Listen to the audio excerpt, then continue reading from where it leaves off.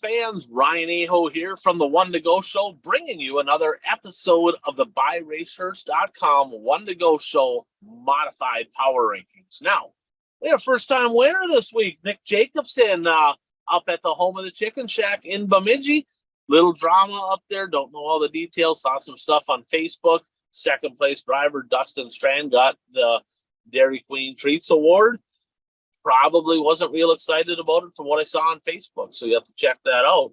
But Nick Jacobson looking pretty sporty. He's actually had some speed. He won some races in the Super. Congratulations. That's a tip of the cap. Congratulations on that first career Wissota Modified A-Main win. Some other notable stuff that happened. The race of the week for the One to Go Show, the modified feature at the Ogilvie Raceway. That racetrack has been pretty darn good this year. So what happened? Landon Atkinson leading the race, getting into lap traffic. Problem with lap traffic, you don't know where they're going to go. Why? Because they don't know where they're going to go. They're lap traffic. So he's coming up on them, kind of zigging, probably zagging, not going the right direction. He gets underneath them. Jody Belfi takes the lead. Now they both get hung up in lap traffic, and here comes Clayton Wagaman storming around the outside. He got by both of them, parked the 14W in Victory Lane. Check that out on Dirt Race Central, incidentally. Little shout out to them right now, the official streaming platform of the One to Go Show, Dirt Race Central. A lot of Wissota racing action.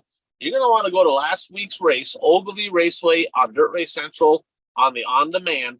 Look at that modified feature, and it was a good one if you didn't see it. Kennedy Swan watch for all of you Kennedy Swan fans out there. Little bit of heartbreak for her up at the Helverline Speedway. She had it won. It was over. Stick a fork in them, it is done. She had almost a half a straightaway lead.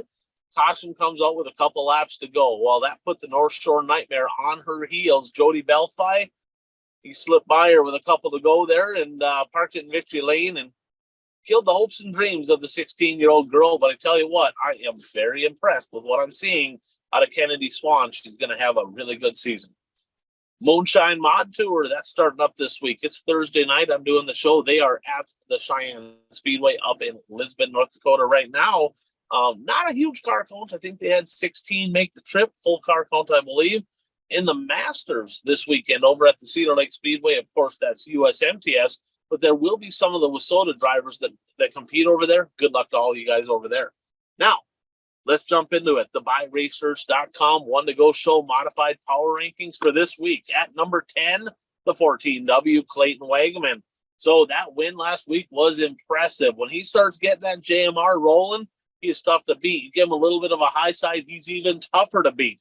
This week, he's going to the Masters. Good luck, Wagaman, over at the Cedar Lake Speedway. At number 9, the Hermantown Hammer. So Daryl Nelson, 4 races, pretty light schedule. So does Wagaman. He's only got 5, but 1 win, 3 podiums, and 4 tries. So he's always in the conversation. 1 at the Cedar Lake Speedway a couple weeks back. This past weekend, only ran the late model. They had 4 Challenge Series races, so that was his focus. But when he unloads that 44 modified, that MB Custom is absolutely spot on. Daryl Nelson at number 9. At number 8, the 1 TPO, Tyler Peterson. Oh, here's the deal. So 2 wins in the mod, 4 in the late model, right? So Moonshine Modified Tour this week, right? Back-to-back national championships. It's still Tyler Peterson. He's a hell of a lot of fun to watch. Here's the question. If he doesn't quite get back to the TPO of old this weekend in the modified on the tour, is the late model going to be his focus? I don't know. Winning 2 Challenge Series races in the late model might make you focus on that. Because of that, we're going to keep him out of the top 5 and put TPO at number 8. At number 7, the North Shore Nightmare, Jody Belfi. We're going to put him at 7. Only a couple wins on the year, 7 podiums, but he's trending up, right? He started at the beginning of the year just kind of, I don't know, things didn't look right. But as of late, that car's getting better and better and better. So looking at this here, Belfi, he had one DNF. They had makeup features at Gondik. He got second. He was all over Jody Belfi, or all over Johnny Broking in that. Third at Ogilvie, had a legit shot to win.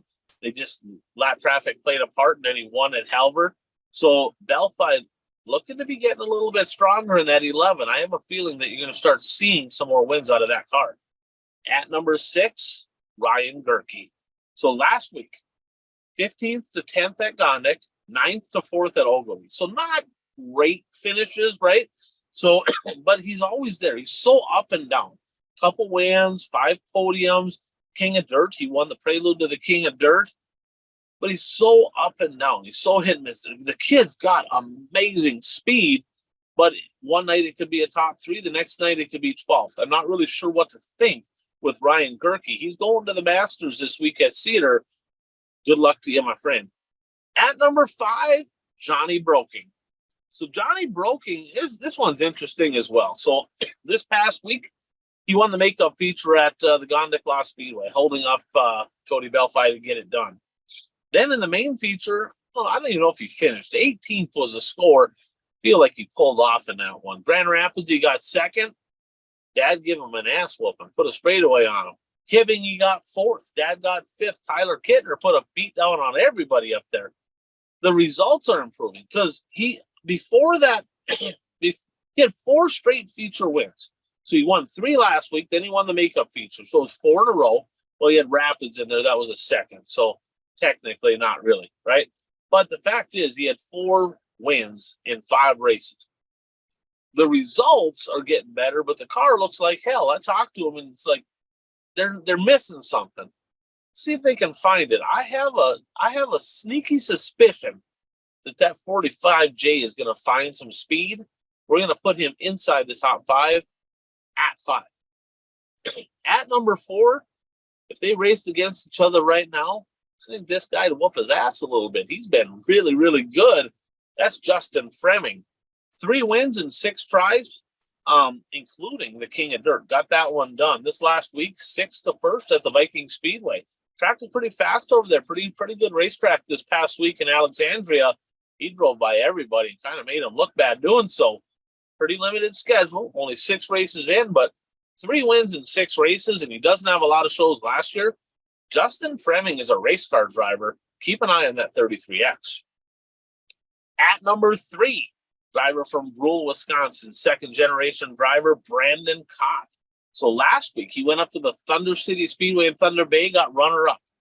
Gondik, he got 3rd in the makeup feature. Then he won the A-Main, getting by Bob Broking late in that one. 11th at Ogilvy, 5th at Proctor, so kind of faded at the end, but a pretty solid start to the week. Tied for the most wins right now in Wissota Modified Action at 5 wins on the year, Brandon Kopp at number 3.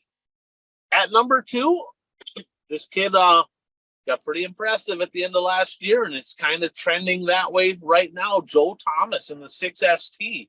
4 wins, 14 shows, 3 for 3 at Casino. Like I said, might have scared TPO away, but of course TPO just whooped them all in the Challenge Series race in the late models, so I don't think he's all that scared, right? But ran well at the King of Dirt, 3rd and 4th over there. KRA Speedway this past weekend, he was runner-up. And then the Brown County Speedway, the A-Mains rained out. So Joe Thomas going to be on the tour this weekend. Starting tonight, I'm doing this Thursday. He's running over at Lisbon for the Moonshine Modified Tour.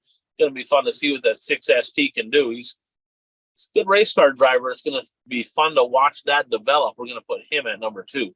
Now, number 1, and before we get there, a little shout out, Impact Health Sharing. What is Impact Health Sharing? Well, it's a great alternative to overpriced health insurance. If you're paying too much or if you don't have health insurance because it costs too much, I might have an alternative for you. My number is 218-969-1380. Hit me up with a text or a call or hit me up on Messenger. I'll get you a quote, get you some info, see if we can save you some money. Now, the number 1 driver, not by a big margin, but we're going to put him number 1 for now. It's closer than you think, especially after last weekend, the 7A of Shane Sobraski. So last week in the modified, 8th at Red Cedar, 7th at Ogilvy. Pretty forgettable nights. You don't see that too much. I mean, everybody's human. That you don't see that much out of him. But you look back, right? First, and 2nd at the Mod Nationals, right? 10 podiums and 15 tries. He's tied for the most wins in Wissota Modified Action, but 4 straight nights off of the podium. Is it too early to be concerned? I think it's a little too early to be concerned, right? Because the 7A gets in a little slump, but he can turn the wick up and just run off 5 straight feature wins as well. So for now, for right now, and it's close, we're going to put Shane Sabraski on top of the BuyRacers.com One to Go Show Modified Power Rankings.